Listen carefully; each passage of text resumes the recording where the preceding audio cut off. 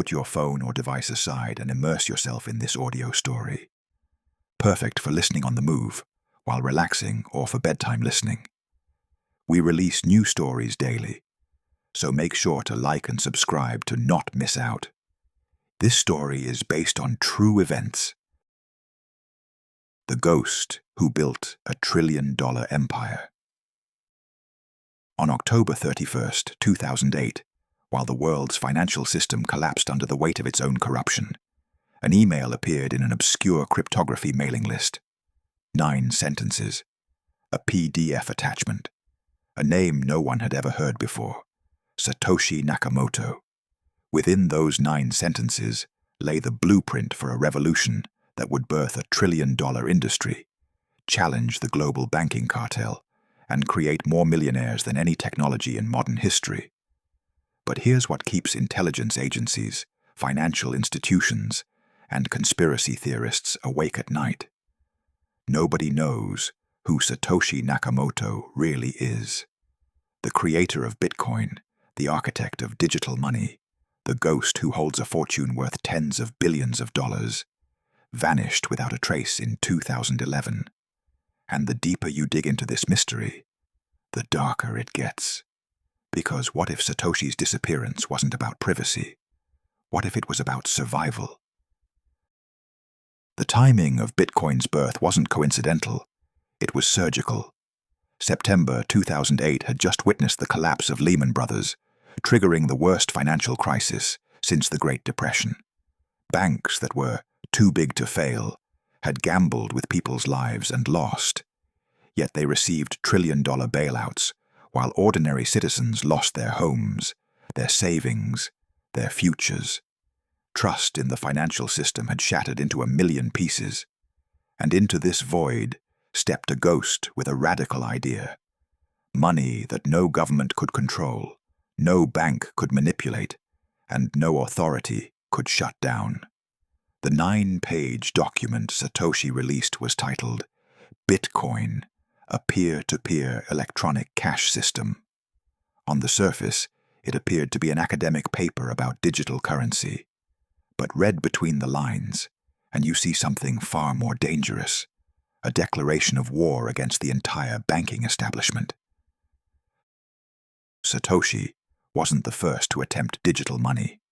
Before Bitcoin, there was DigiCash, created by cryptographer David Chaum in 1989. There was eGold, a digital currency backed by precious metals that processed billions in transactions before being shut down by federal authorities. There was Liberty Reserve, convicted of laundering $6 billion. Every pioneer who dared challenge the monetary monopoly either failed technologically or was crushed by government prosecution. The pattern was clear. Create alternative money, attract the wrong attention, face destruction. Perhaps that's why Satoshi chose to remain a phantom from the very beginning. No face, no address, no paper trail, just a name that could belong to anyone, anywhere, or no one at all. On January 3, 2009, Satoshi mined the first Bitcoin block, the Genesis block. Embedded in its code was a message, a timestamp pulled from that day's edition of the Times newspaper. Chancellor on brink of second bailout for banks. It wasn't just a timestamp. It was a mission statement, a middle finger to the central banking system, a declaration that this new form of money was born from the ashes of institutional betrayal. For the first 2 years, Bitcoin existed in the shadows of the internet, known only to cryptographers, cypherpunks, and the digitally curious. It had no price, no market, no value beyond the ideological. Satoshi continued to refine the code, communicating through forum posts and emails, always careful, always anonymous, always brilliant. And then, slowly, Bitcoin began to grow. The first real-world Bitcoin transaction happened in May 2010, when a programmer named Laszlo Hanyecz paid 10,000 Bitcoins for 2 Papa John's pizzas. At the time, those coins were worth about $40. Today, they would be worth over $900 million. But that transaction proved something crucial. Bitcoin could function as actual money. Word spread through underground forums. Exchanges emerged where Bitcoin could be traded for dollars. And with value came attention. Exactly the kind of attention that had destroyed every digital currency that came before. In late 2010, as Bitcoin's profile rose, Satoshi began to withdraw from public communication. The messages became less frequent. The contributions to the code grew sparse. Something had changed. April 2011. Satoshi Nakamoto sent a final email to a fellow developer. "I've moved on to other things. It's in good hands with Gavin and everyone." And then, silence. Complete, absolute, permanent silence. No farewell post. No grand explanation. The creator of Bitcoin simply ceased to exist. But here's where the story turns from mysterious to chilling. Satoshi left behind approximately 1 million Bitcoins, mined in the early days when the network was young, and mining was easy. Today, that stash is worth over $90 billion, making Satoshi one of the 20 richest people on Earth. Yet not a single coin has ever moved. Not one. That fortune sits frozen in digital wallets like a financial ghost ship, watched obsessively by analysts who know that if those coins ever move, it could crash the entire cryptocurrency market. Why would someone walk away from $90 billion? What kind of person possesses that level of discipline, or that depth of fear? The hunt for Satoshi's identity became one of the most intense investigations in modern business history. Journalists analyzed writing patterns, linguistic experts studied forum posts, computer scientists examined the code for stylistic fingerprints. In 2014, Newsweek claimed to have found him. A 64-year-old Japanese-American engineer named Dorian Prentice Satoshi Nakamoto, living in California. The media descended on his modest home like vultures. Dorian denied everything, appeared confused and frightened, and eventually the community concluded Newsweek had gotten it wrong. Then came Australian entrepreneur Craig Wright, who in 2016 announced to the world, "I am Satoshi Nakamoto." He provided cryptographic evidence that many found unconvincing, faced immediate skepticism from the Bitcoin community, and became embroiled in lawsuits trying to prove his claim. Most experts believe Wright is either delusional or perpetrating one of the boldest frauds in financial history. Other suspects emerged over the years. Nick Szabo, the cryptographer who created BitGold, a Bitcoin predecessor. Hal Finney, the first person to receive a Bitcoin transaction, who died in 2014. Even groups of developers working collectively under a pseudonym. But every trail goes cold. Every lead dissolves into shadows. Here's what makes the mystery truly unsettling. Satoshi had to have known what they were creating. Bitcoin didn't just threaten banks, it threatened the fundamental power structure of modern civilization. Governments control their populations partly through control of money, printing it, tracking it, freezing it, seizing it. Bitcoin offered an escape route from that control. It enabled uncensorable transactions, unseizable wealth, financial sovereignty. It became the currency of dark web markets like Silk Road, where drugs, weapons, and worse were traded beyond government reach. It facilitated ransomware attacks that locked hospital systems and demanded payment in Bitcoin. It enabled money laundering on an unprecedented scale. And yes, it also enabled financial freedom for people in authoritarian countries, protection against hyperinflation in collapsing economies, and borderless wealth transfer for refugees. Bitcoin is simultaneously liberation technology and crime facilitator, depending on who wields it. Satoshi had to know this duality was inevitable. They built it anyway, and then they vanished before anyone could hold them accountable.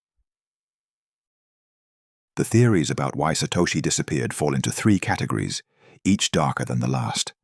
Theory 1. Satoshi was afraid of legal prosecution. History had shown what happens to creators of alternative currencies. Bernard von Nothaus created the Liberty Dollar and was convicted of counterfeiting, facing potential imprisonment. The founders of Liberty Reserve were arrested in a coordinated international sting operation.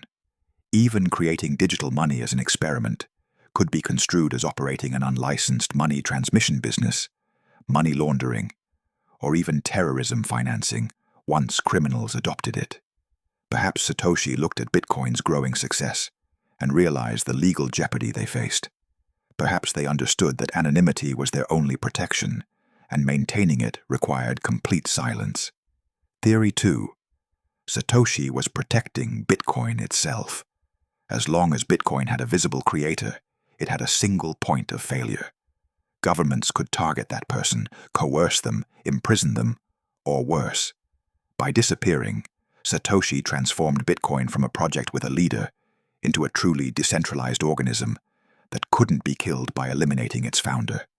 It was an act of strategic sacrifice, the creator dying so the creation could live. Theory 3 is the darkest. Satoshi didn't disappear voluntarily. They were disappeared. Consider this scenario. Intelligence agencies identified Satoshi early, perhaps through the kind of surveillance capabilities revealed by Edward Snowden. They recognized Bitcoin as a threat to monetary sovereignty, a tool that could undermine sanctions, enable financial crime, and challenge state power. But they also recognized it was already too late to stop Bitcoin through technology. The code was open source, copied across thousands of computers worldwide. Killing Bitcoin meant killing its creator and making it look like a voluntary disappearance. A quiet deal in a dark room, walk away and live, or stay visible and face consequences that would serve as a warning to anyone else who dared challenge the financial system. Is this theory paranoid speculation? Perhaps, but governments have done far worse, for far less. And the timing of Satoshi's disappearance, right as Bitcoin attracted mainstream attention, is suspicious in its precision. Meanwhile, Bitcoin grew from an obscure digital experiment into a global phenomenon worth over $1 trillion at its peak. It spawned thousands of imitators, created a new financial industry, and forced every bank and government to take cryptocurrency seriously. El Salvador made Bitcoin legal tender. Major corporations put Bitcoin on their balance sheets. Wall Street created Bitcoin investment funds managing billions. What started as a fringe idea from an anonymous coder became one of the most consequential financial innovations in modern history. But Bitcoin's success came with a dark side that Satoshi may have foreseen. It enabled massive financial crime, ransomware attacks extorting hospitals and schools, dark web markets dealing death, authoritarian regimes evading sanctions.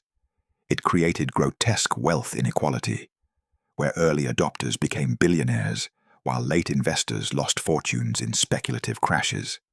It consumed ridiculous amounts of energy, with Bitcoin mining operations using more electricity than entire countries. It became less a currency and more a speculative asset, with people treating it like digital gold rather than the peer-to-peer cash system Satoshi envisioned. The revolutionary technology, meant to free people from corrupt banks, instead created new casinos where the house always wins. Some researchers believe they've narrowed down Satoshi's identity through forensic analysis of the blockchain itself. Sergio Demian Lerner, a security researcher, analyzed the pattern of blocks mined in Bitcoin's early days and identified what he called the Satoshi pattern, a distinctive mining signature that could only belong to Satoshi. By tracking this pattern, Lerner estimated Satoshi mined approximately 1.1 million bitcoins across 22,000 blocks. But the forensic analysis revealed something else, something strange. Satoshi appeared to be deliberately limiting their mining power, even when they were often the only miner on the network, and could have claimed every single bitcoin being created. Satoshi held back, leaving opportunities for others. Why? Perhaps because accumulating too much would centralize power and contradict Bitcoin's decentralized ethos. Or perhaps because taking too much would make them too visible, too trackable, too vulnerable. Either way, it suggests a level of strategic thinking that goes beyond mere technical brilliance. It suggests someone who understood power dynamics, game theory, and the long game of survival. The most compelling clue to Satoshi's identity might be hidden in plain sight: their writing. Satoshi wrote thousands of forum posts and emails during their active period, and linguistic analysts have studied these texts obsessively. They used British spellings like colour and analyse, suggesting UK origins. They posted during hours consistent with European time zones.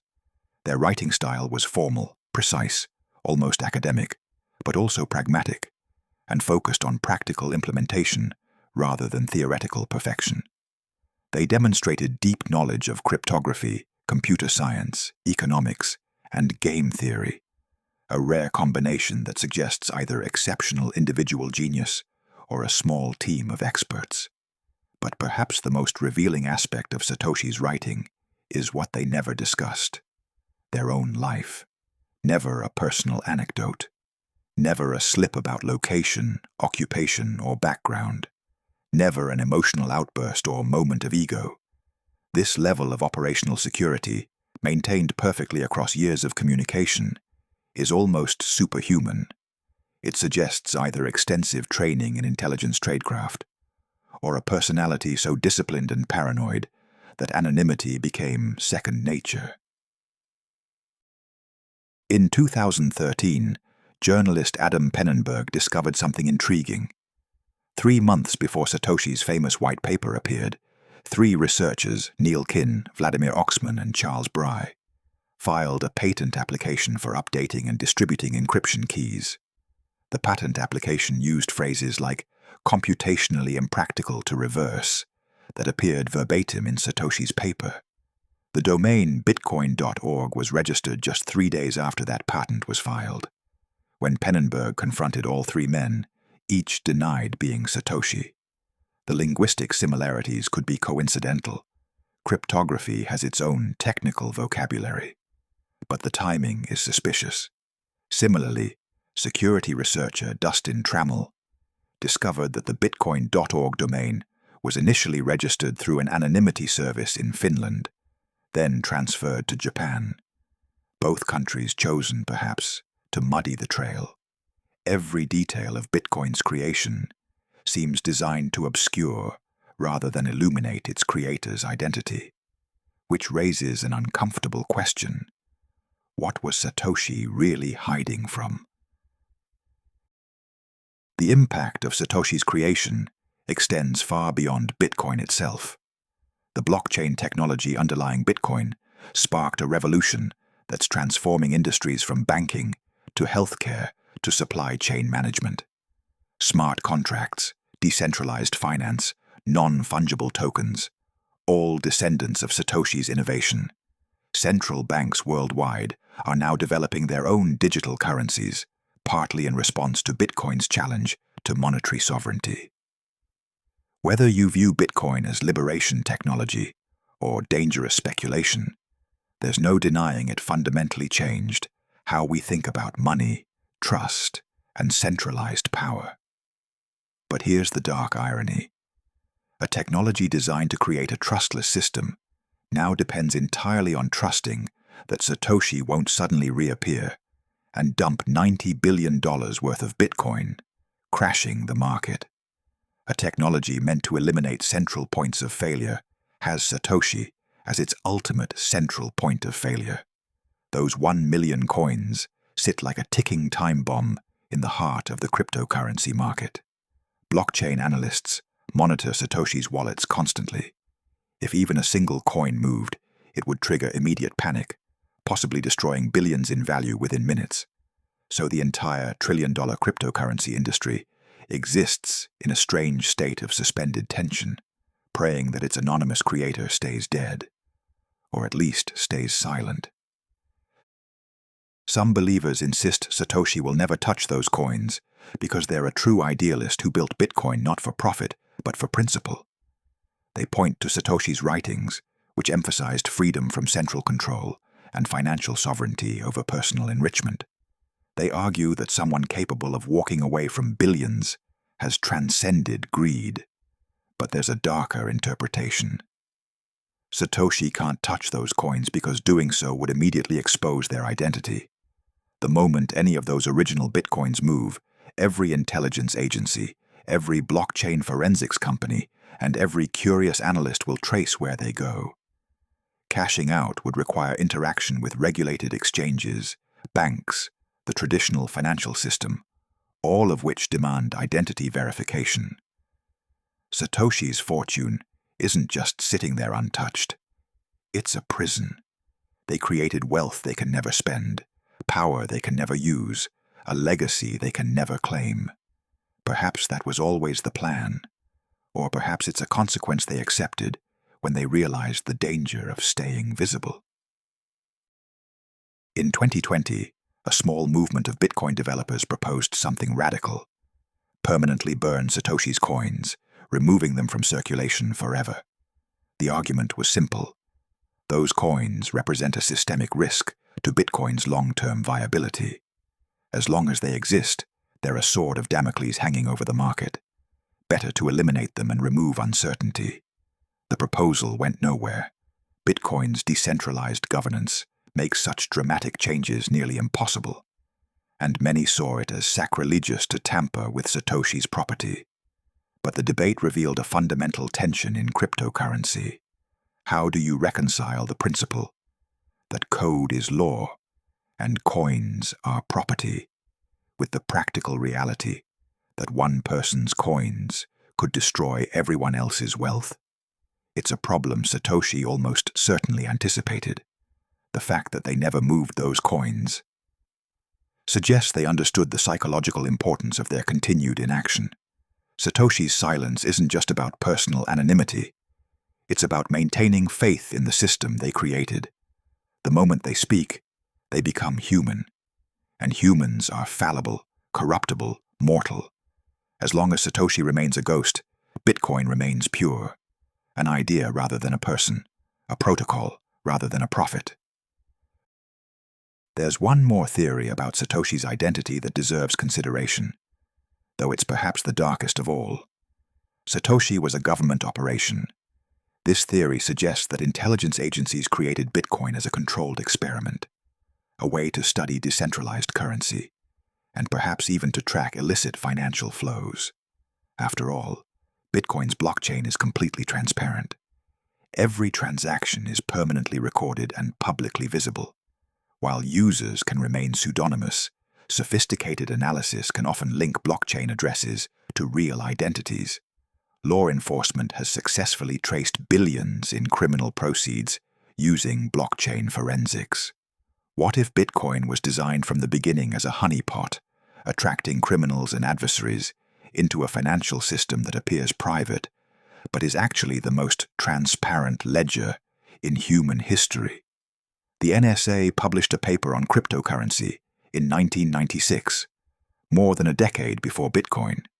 The cryptographic algorithms Bitcoin uses were developed by government researchers.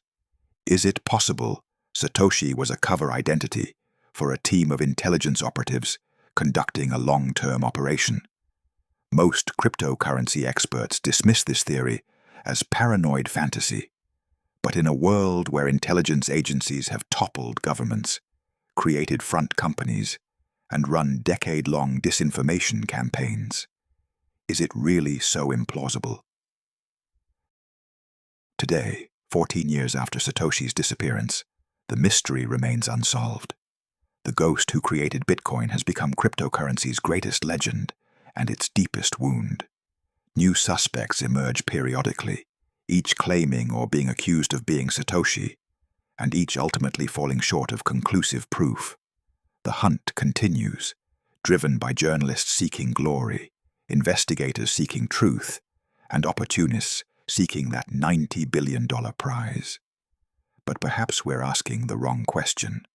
Perhaps it doesn't matter who Satoshi was. What matters is what they created and what it revealed about our world. Bitcoin proved that money is simply collective belief, that authority is optional, that centralized power can be challenged by sufficiently elegant code. It exposed how fragile our financial system truly is, how easily it could be replicated or replaced. And it demonstrated that one person, or one small team, with sufficient brilliance and determination, can alter the course of economic history. But here's the final chilling truth. Satoshi's disappearance might be the most brilliant part of their entire design. By vanishing, they turned themselves into a myth, and myths are far more powerful than people. They made Bitcoin leaderless, giving it the resilience of a virus and the permanence of an idea. They created a fortune they can never spend, ensuring their creation's success matters more than their personal enrichment. And they escaped the fate of every other monetary revolutionary, prosecution, imprisonment, or worse, by simply ceasing to exist. Somewhere out there, perhaps Satoshi Nakamoto is watching Bitcoin's price climb, watching governments struggle to regulate what they built, watching their creation reshape the global financial system. Or perhaps Satoshi is dead, taking the secret to their grave. Or perhaps they're sitting in a government facility, bound by classification and secrecy, unable to ever reveal what they know.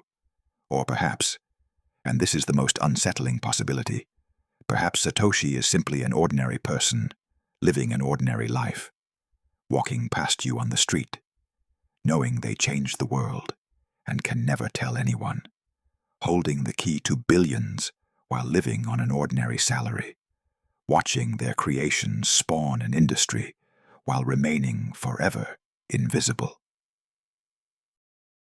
The Satoshi Nakamoto mystery is more than a puzzle about identity. It's a ghost story about power, secrecy, and the price of revolution. It's about what you sacrifice when you challenge the world's most powerful institutions. It's about the loneliness of being the only person who knows a truth that could destroy you. And it's about the strange mathematics of value. How something created by a ghost is now worth more than most national economies. How code written in secret is now guarded by millions of believers. How an idea too dangerous for its creator to claim has become too big to kill. In the end, perhaps we don't want to find Satoshi. Perhaps the mystery is more valuable than the truth. Because as long as Satoshi remains unknown, Bitcoin remains pure, a creation without a creator, a revolution without a revolutionary, a fortune built on the ghost of someone who chose to disappear rather than compromise what they'd built. And in choosing disappearance over glory, poverty over billions, silence over fame, Satoshi Nakamoto may have won the greatest victory of all. They built something that will outlive any identity they ever had. The ghost lives on in the code, and the code, unlike its creator, can never be silenced. Subscribe and listen to our next story below.